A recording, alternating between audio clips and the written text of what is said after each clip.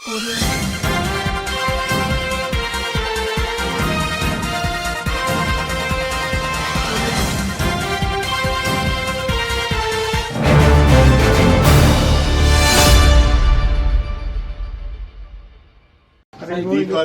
మున్షి గారు, వారితో పాటు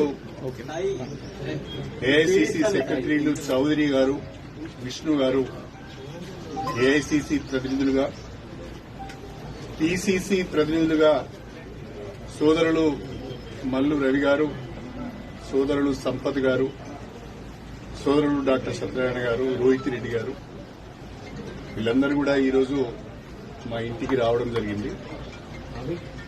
వారందరూ కూడా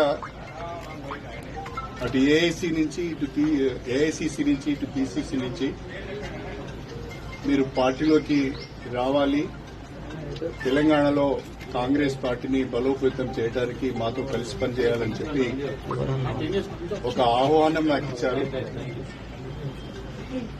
నేను నా శ్రేయోభిలాషులు, నాతో ఇన్ని రోజులు కలిసి ప్రయాణం చేసిన కార్యకర్తలు, వాళ్ళందరితో కూడా మాట్లాడి త్వరలోనే నా నిర్ణయాన్ని చెప్తానని చెప్పి పెద్దలు దాస్ మున్షి గారికి తెలియజేయడం జరిగింది.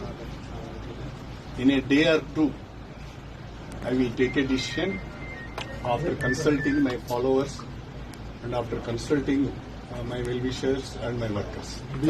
నేను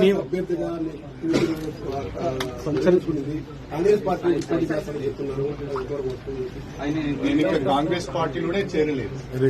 అప్పుడే కాంగ్రెస్ పార్టీ అభ్యర్థిగా పోటీ చేస్తామని ఎలా చెప్తారు? కాబట్టి yet I have not taken a decision. పోటీ చేసే అవకాశం ఉంది. I have to take a decision first. Then I will think. మీరు మీ క్యాడర్ కి ఏం చెప్తారు సార్? అంటే ఈ నా క్యాడర్ కి నేను మాట్లాడే విషయాలన్నీ మీకు చెప్పండి. సార్, బీఆర్ఎస్ అన్ని అవకాశాలు ఇచ్చినా ఒక్కొక్కరు చేజారిపోతున్నారు. కేకే విషయంలో కానీ మీ విషయంలో కానీ అంటే ఏం జరుగుతుంది పార్టీలో?